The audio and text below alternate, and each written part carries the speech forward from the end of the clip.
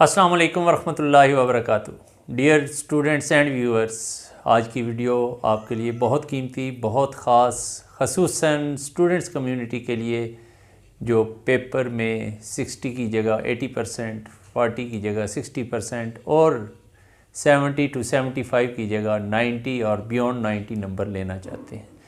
आज हम English grammar के हवाले से इतना काम नहीं करेंगे जितना पेपर फॉर्मेटिंग, पेपर को अटैम्प्ट करते हुए आपने जिन चीज़ों का ख्याल रखना है उस चीज़ पर आपने काम करना है।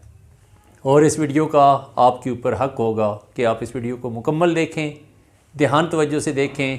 ये 12 के 12 पॉइंट आपको वीडियो देखने के बाद इंशाल्लाह याद हो जाएंगे। थोड़ा सा ध्यान तवज्जो दीजिएगा और इस वीडियो के अगर एक भी पॉइंट आपको अपने लिए फ़ायदा मंद लगे तो जो चीज़ एक मोमिन, एक अच्छा इंसान अपने लिए पसंद करता है वो अपने बहन भाइयों, दीगर इंसानों के लिए भी पसंद करता है।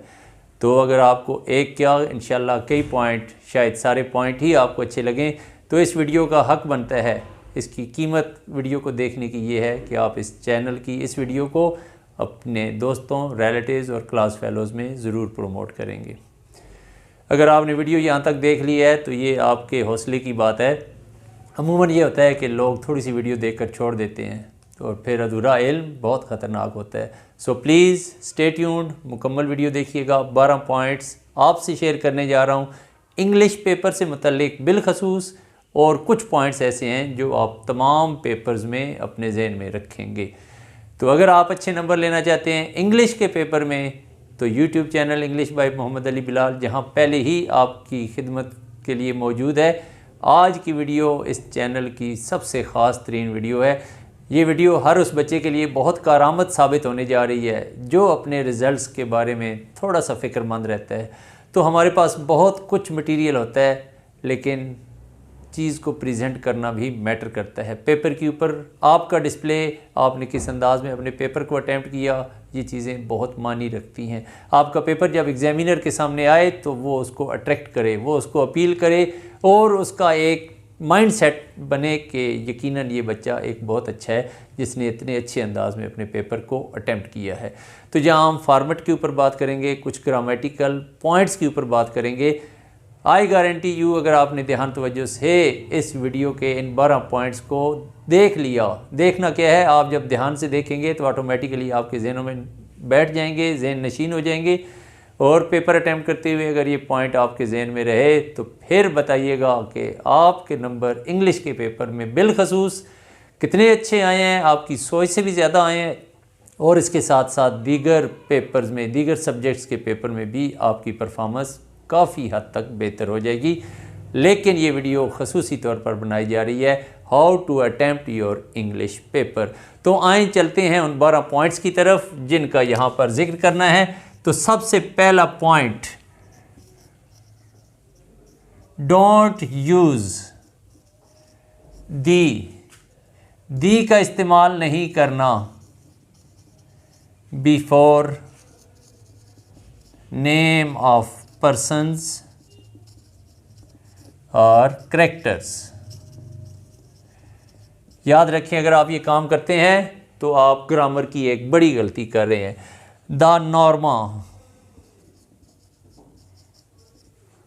द जॉन, ये सारा गलत है। बल्कि आपको अगर नाम लिखना है तो मिस नॉर्मा लिखें और सिंपल नॉर्मा लिख दें, और मिस्टर जॉन लिखें और सिंपल जॉन लिख दें तो ये ठीक होगा। तो याद रखें किसी के ज़ाती नाम से पहले, किसी के नेम से पहले, पर्सनल नेम से पहले आपने डेफिनेट आर्टिकल दी का इस्तेमाल नहीं करना। ये था पहला पॉइंट। आते हैं दूसरे पॉइंट की तरफ।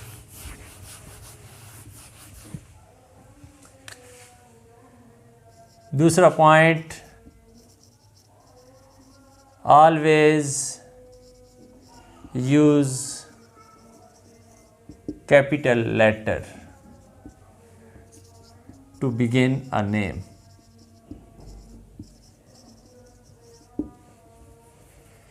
इसका क्या मतलब हुआ? इंग्लिश पेपर में सेंटेंस में कहीं भी किसी का पर्सनल नेम आए तो आपने कैपिटल लेटर से उस नाम का आगाज़ करना है। जैसे his name was ताहिर, तो T कैपिटल। अगर आपने लिखा his name was ताहिर और आपने लिखा जॉन और आपने लिखा नॉर्मा, तो ये ग्रामर में गलती है, जबकि ये आपका करेक्ट होगा। ये था पॉइंट नंबर 2 कि किसी के नाम को जब आप लिखेंगे तो उसका पहला लेटर कैपिटल होगा। इन पॉइंट्स को याद करते जाएं, और आप अगर अभी तक वीडियो देख रहे हैं तो that's great, thank you. Point number 3, always use capital I, और कैपिटल आई को यूं भी लिख सकते हैं टू मेंशन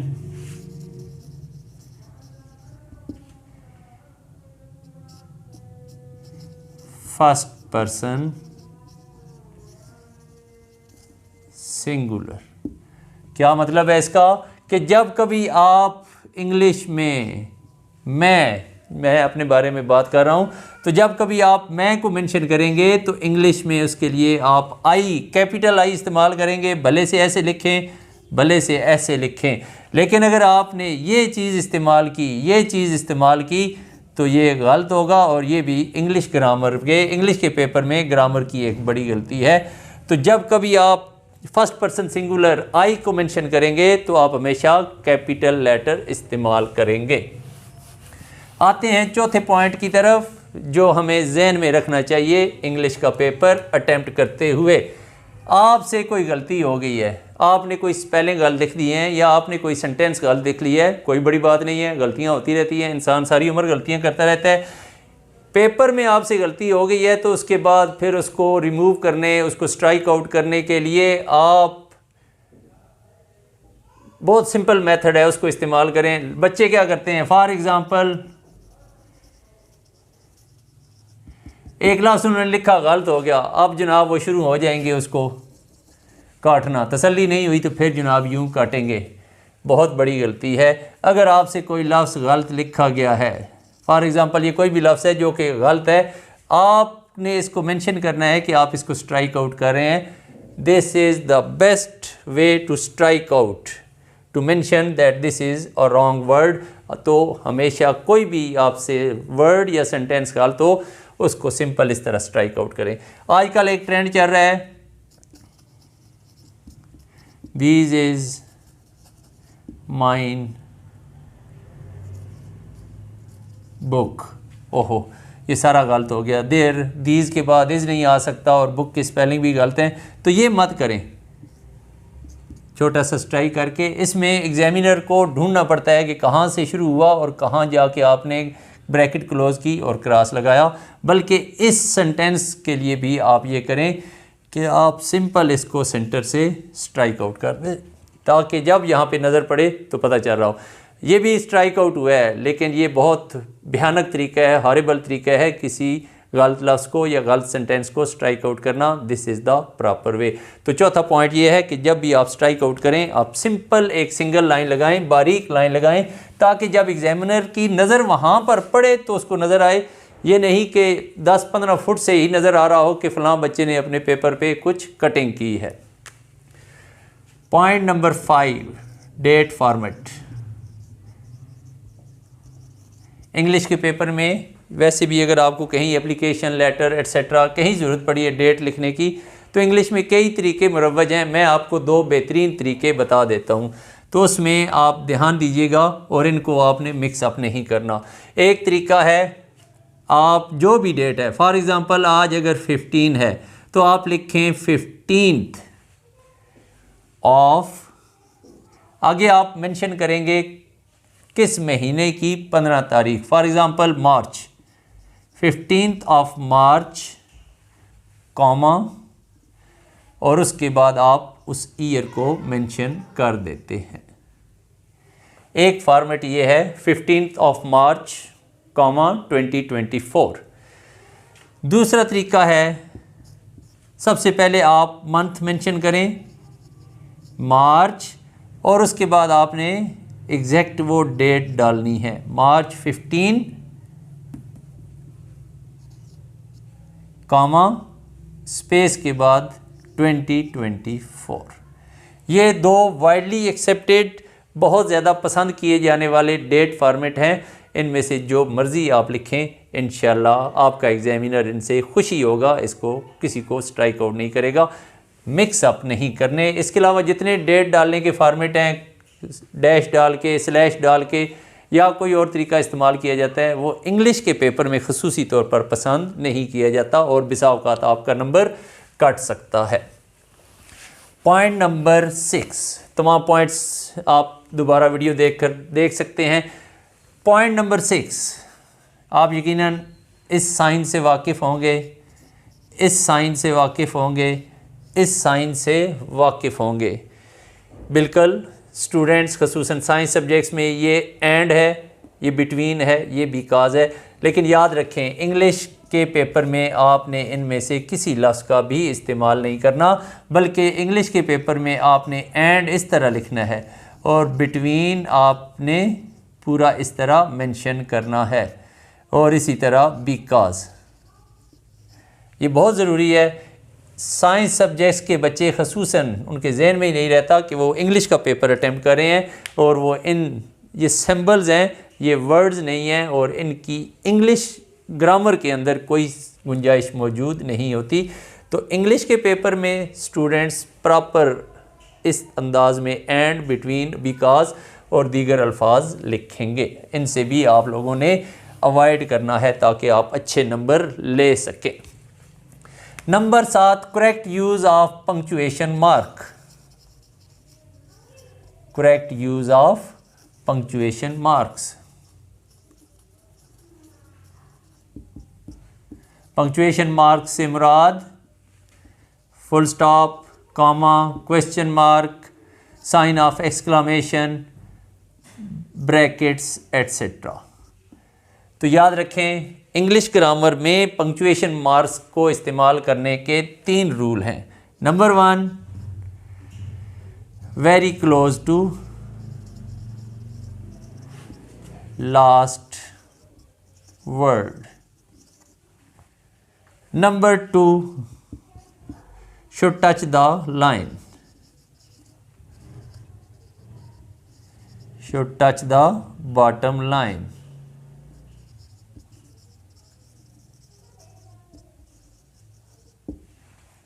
और तीसरा पॉइंट ये है कि जब भी पंक्चुएशन मार्क का इस्तेमाल हो, a space after each punctuation mark.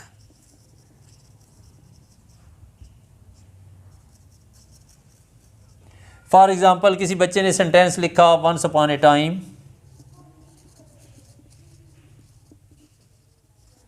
और ये जनाब उसने फुल स्टॉप डाल दिया, बिल्कुल एक्सेप्टेबल नहीं है।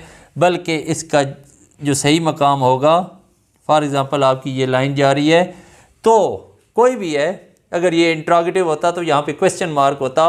ये एक सिंपल सेंटेंस है, यहाँ पे ख़त्म हो रहा है, तो इसके लिए ये फुल स्टॉप की जगह है जो बिल्कुल टाइम के ई के साथ है और लाइन को टच कर रहा है। और इसके बाद आपने जितनी स्पेस पहले 2 लफ्ज़ों के दरमियान दी, इतनी स्पेस देकर आप लिखेंगे there was a poor man. और यहाँ भी बिल्कुल साथ बॉटम में और स्पेस देते हुए आपने लिखना है। तो पंक्चुएशन मार्क्स को इस्तेमाल करते हुए 3 चीज़ों का ख्याल रखना है। आखिरी लफ्ज़ के बिल्कुल साथ लाइन को टच करते हुए और उसके बाद आपने एक लेटर की स्पेस देकर नेक्स्ट सेंटेंस का आगाज़ करना है। उम्मीद करता हूँ कि आइंदा आप ये चीज़ फॉर्मेटिंग में आती है, इससे हट के फासले पे लगाएंगे, नेक्स्ट सेंटेंस के करीब कर देंगे या फ़िज़ा में कर देंगे, उठा देंगे, तो वो बताती है कि बच्चे ने कोई ख़ास ध्यान नहीं दिया अपने पेपर की फॉर्मेटिंग की तरफ। आते हैं नेक्स्ट पॉइंट की तरफ। Proper use of space. For example, this is your answer sheet. Here are some lines and you have to write a letter, a story, anything, questions, answers. तो कुछ बच्चे क्या करते हैं, वो एक लाइन में 3-4 अल्फाज लिख के नेक्स्ट लाइन की तरफ चले जाते हैं। ये बहुत बुरी आदत है। प्रॉपर यूज़ ऑफ स्पेस भी बताती है कि ये इंसान दिए गए वसाइल को कितने अच्छे तरीके से इस्तेमाल कर रहा है। एक अच्छे स्टूडेंट से तवक्को की जाती है कि वो अपने उर्दू या इंग्लिश किसी भी ज़ुबान के पेपर में 9 से 10 अल्फाज एक लाइन में लिखे। अब आप अपना मुहासबा कर लें कि आप अपने पेपर में एक लाइन पर कितने अल्फाज लिखते हैं। ऑफ कोर्स ये चीज़ थोड़ी सी प्रैक्टिस चाहिएगी। हम लोग आदी हैं खुला खुला लिखने के, जैसे ये आप लोगों का कई बच्चों का तरीका होता है, once upon a time comma there lived a farmer. He was very poor. अब ये क्या हो रहा है? Look at this space. This is very wide space and usually not liked by the examiners. याद रखें, एक अच्छा तालिब इल्म दो चीज़ों का ख्याल रखता है। He tries to keep the space between any two words minimum and equal or uniform. यही चीज़ अगर आप लिखते हैं और एक अच्छा स्टूडेंट लिखता है तो वो कुछ इस अंदाज से लिखेगा। इंडेंट कर दें थोड़ी सी जगह छोड़ के, once upon a time comma there lived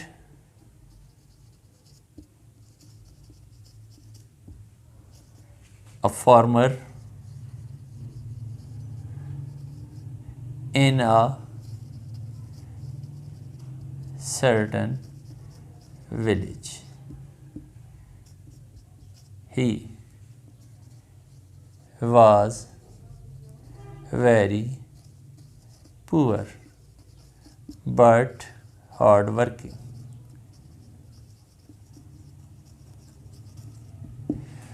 अब आप ख़ुद देख लें, ये लिखा हुआ और ये लिखा हुआ, इसके अंदर अगरचे 9-10 अल्फाज नहीं हैं, लेकिन आपको बताने के लिए कि space between words should be uniform, try to keep it uniform.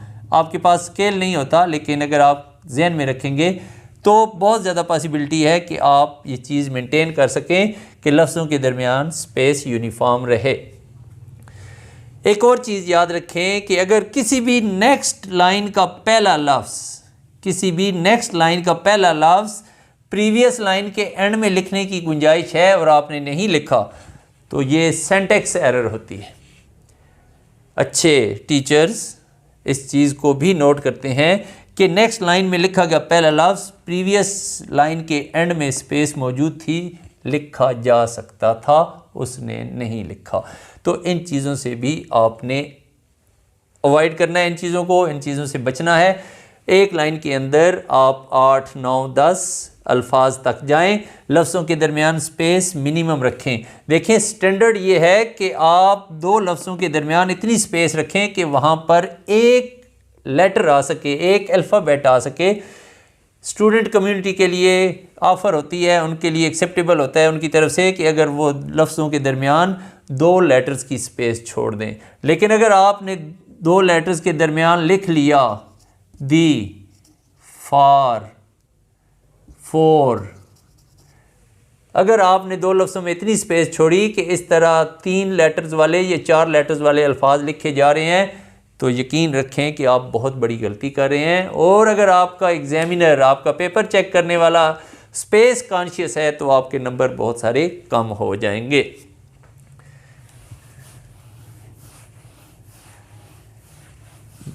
इसके बाद आते हैं हम 9th पॉइंट की तरफ, use of V1।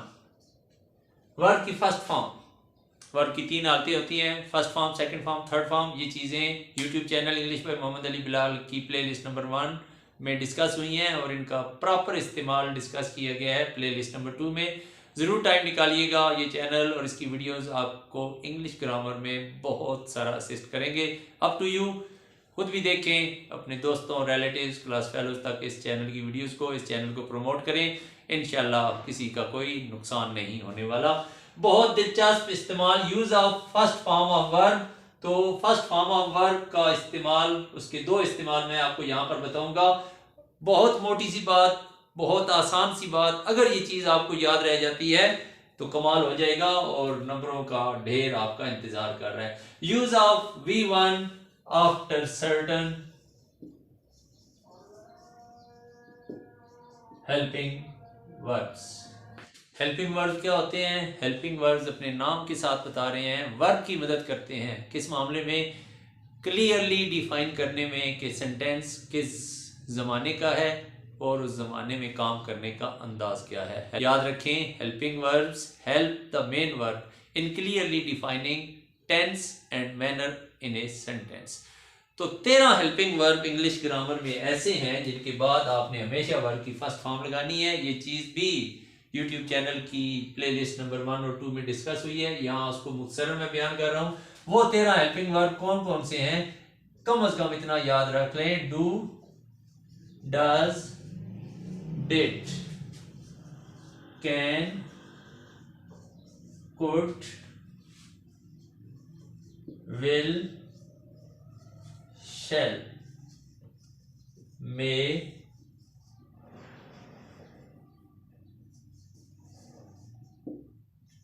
might, would,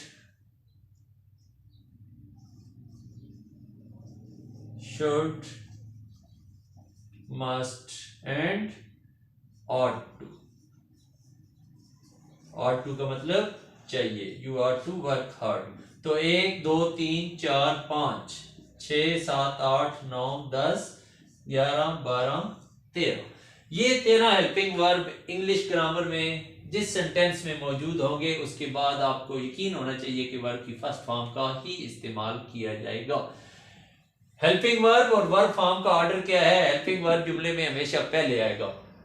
तो आपका जुमला नेगेटिव का है या इंट्रोगेटिव का है, ये हेल्पिंग वर्ब पहले आ चुके होंगे और आपको याद रखना है कि इनके बाद आपने हमेशा वर्ब की फर्स्ट फॉर्म का इस्तेमाल करना है। इंग्लिश ग्रामर का बहुत बड़ा रूल, जिन बच्चों को ये रूल समझ आ जाता है, ध्यान रखते हैं और इस चीज को फॉलो करते हैं, more than 50% of their grammatical mistakes occur in this area when they use any other form of verb or first form with ses or ing after these 13 helping verbs, which basically take only root form, primary form or basic form, that is V1। तो इनके बाद आपने हमेशा क्या करना है? इनके बाद आपने हमेशा वर्ब की फर्स्ट फॉर्म लगानी है। इस रूल को याद कर लें, आप मुझे भी याद करते रहेंगे। रूल नंबर 10 की तरफ आते हैं, जहां 13 हेल्पिंग वर्ब ऐसे हैं जिनके बाद आपने हमेशा वर्ब की फर्स्ट फॉर्म इस्तेमाल करनी है। रूल नंबर 10 में मैं आपको उन 7 हेल्पिंग वर्ब के बारे में बता रहा हूं जो हेल्पिंग वर्ब ऑफ कंटिन्यूटी हैं, जिनका इस्तेमाल किसी काम को किसी जमाने में जारी हालत में बताने के लिए इस्तेमाल किया जाता है। तो याद रखें वो कितने हेल्पिंग वर्ब हैं? 7। तो उनके बाद हम क्या करते हैं? वर्ब की फर्स्ट फॉर्म प्लस ing का इस्तेमाल करते हैं। V1 plus ing only expression, there is only one expression in English grammar to show the continuity of an action। काम के जारी को जाहिर करने के लिए हम हमेशा वर्ब की फर्स्ट फॉर्म के साथ ing का इस्तेमाल करते हैं। Present continuous, past continuous, future continuous और परफेक्ट कंटिन्यूअस के जुमलों में भी। क्योंकि हर जगह पर इसका इस्तेमाल हो रहा है तो ये फिर जमाने का नहीं बता सकती, ये सिर्फ ये बता रही है कि मैनर, काम करने का अंदाज जारी का है। जमाने का बताने के लिए हमें 7 हेल्पिंग वर्ब चाहिए होते हैं। Is, am, are, was, were, be और been। तो डियर स्टूडेंट्स याद रखें, अगर किसी सेंटेंस के अंदर आपने वर्ब की फर्स्ट फॉर्म प्लस ing इस्तेमाल किया है तो आपको सर्टेनिटी होनी चाहिए कि उससे पहले प्रेजेंट कंटिन्यूअस की सूरत में इज, एम, आर मौजूद हैं। और अगर सेंटेंस पास्ट कंटिन्यूअस का है तो उससे पहले सब्जेक्ट के मुताबिक वाज या वर मौजूद होगा। बी का इस्तेमाल फ्यूचर कंटिन्यूअस में होता है, जबकि बीन हर जमाने के परफेक्ट कंटिन्यूअस के जुमले में इस्तेमाल की जाती है। ये चीजें YouTube channel English by Mohammad Ali Bilal की प्लेलिस्ट नंबर 2 में डिटेल के साथ डिस्कस की गई हैं। तो जहां आपको 13 helping verb do, does, did, will, shall, can, could, may, might, would, should, must, are to के बारे में यकीन होना चाहिए कि उनके बाद आपने वर्ब की फर्स्ट फॉर्म इस्तेमाल करनी है। इसी तरह आपको यकीन होना चाहिए कि V1 प्लस ING कंटिन्यूटी जाहिर करने के लिए किसी एक्शन की आपने जमाने के मुताबिक प्रेजेंट के लिए इज एम आर का फैसला होगा सब्जेक्ट के मुताबिक, और पास्ट कंटिन्यूटी जाहिर करने के लिए पास्ट टेंस में कंटिन्यूटी जाहिर करने के लिए वाज और वर, और इनका तयन भी होगा सब्जेक्ट के मुताबिक। जबकि फ्यूचर कंटिन्यूअस में आप बी के बाद V1 प्लस ING, जबकि किसी भी जमाने का परफेक्ट कंटिन्यूअस हो, present perfect continuous, past perfect continuous या फ्यूचर परफेक्ट कंटिन्यूअस, आपने उसके बीन के बाद V1 प्लस ING का इस्तेमाल करना है। आते हैं सेकंड लास्ट यानी 11वें पॉइंट की तरफ। इनफैक्ट तो 11वां पॉइंट हमारा टू के मुतालिक है। तो याद रखें, इंग्लिश ग्रामर में जब भी टू का इस्तेमाल होगा उसके बाद भी आपने हमेशा वर्ब की फर्स्ट फॉर्म इस्तेमाल करनी है। टू क्या है? टू को प्रेपोजिशन भी लिया जा सकता है और इन्फिनिटिव भी कहा जा सकता है। इसको प्रेपोजिशन के तौर पर भी लिया जाता है और इन्फिनिटिव के तौर पर भी। इस वीडियो में इसको ज्यादा डिटेल में डिस्कस करना मकसूद नहीं है। स्टूडेंट्स के लिए जरूरी है कि जब कभी लिखते हुए किसी सेंटेंस में वो इस प्रेपोजिशन या इन्फिनिटिव टू का इस्तेमाल करें तो उसके बाद हमेशा वर्ब की फर्स्ट फॉर्म का इस्तेमाल करें।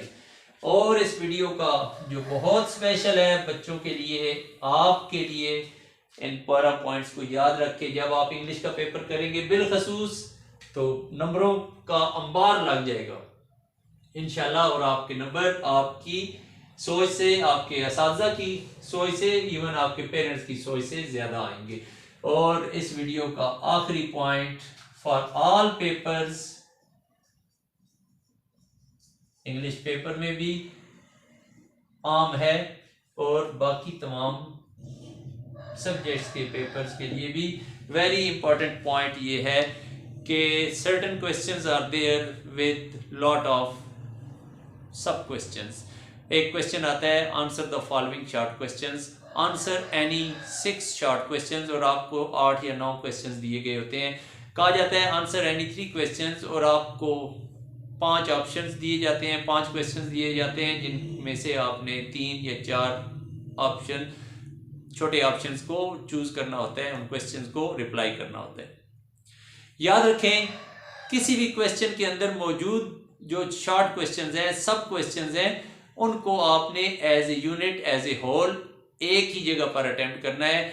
कभी भी ये काम नहीं करना कि आपने क्वेश्चन नंबर 1 के अंदर answer the following short questions और answer any 6 short questions from the following, और आपने क्या किया, 3 क्वेश्चन तो आपने किए स्टार्ट में, फिर आपने क्वेश्चन नंबर 2 को शुरू कर दिया, क्वेश्चन नंबर 5 को शुरू कर दिया, और फिर एक और क्वेश्चन करने के बाद आपको ख्याल आया कि क्वेश्चन नंबर 1 के मैं 2 या 3 पार्ट्स और कर लेता हूं, तो ये चीज़ एग्जामिनर के तन बदन में आग लगा देती है। उसने आपके सब्जेक्ट्स के हर क्वेश्चन के नंबर फ्रंट शीट पर मेंशन करने होते हैं।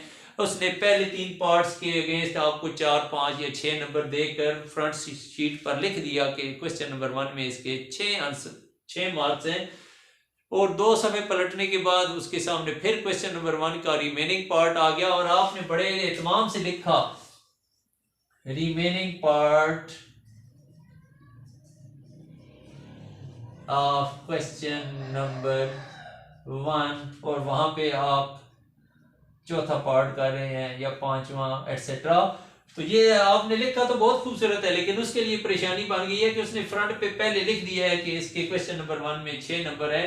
तो अब ये हो सकता है वो इसको स्ट्राइक आउट कर दे, क्योंकि ये चीज एक्सेप्टेबल नहीं होती। एग्जामिनर आपकी शीट के क्वेश्चन दाएं बाएं से ढूंढ के इकट्ठा करता रहे कि इसने कौन से पार्ट्स, कितने पार्ट्स में किया है, 3 में या 2 में, और कहाँ कहाँ किया है, उसके पास टाइम नहीं होता। उसने हजारों बच्चों के पेपर चेक करने होते हैं, तो ये आपका बहुत बड़ा नुकसान हो सकता है। तो याद रखें, किसी भी क्वेश्चन के अंदर मौजूद एक से ज़्यादा पार्ट्स को आप एक ही जगह एक ही अटेम्प्ट में कंप्लीट करेंगे। उसको बाई पार्ट्स करना एक पेज पे, फिर दरमियान में कहीं और कहीं आखिर में जाके करना, ये आपके लिए नुकसान का बाइस हो सकता है। डियर स्टूडेंट्स, थोड़ा तेज़ी से मैं बोला ताकि वीडियो की लेंथ ज़्यादा ना हो जाए। उम्मीद करता हूँ ये वीडियो आपके लिए बहुत कीमती साबित होने जा रही है। इस वीडियो को एक से ज़्यादा बार देखना आपके लिए मुफीद रहेगा, और मैं आपसे रिक्वेस्ट करूँगा कि इस वीडियो से होने वाला फ़ायदा सिर्फ अपनी ज़ात तक महदूद ना रखें, बल्कि अपने रिलेटिव्स में, अपने दोस्तों में, नेबरहुड में मौजूद स्टूडेंट्स और अपने क्लास फेलोज़ तक ज़रूर प्रमोट करें। अपना ख्याल रखिएगा। आप सबके लिए बहुत सारी नेक तमन्नाओं और दुआओं के साथ आपसे इजाज़त चाहता हूँ। अल्लाह हाफिज़।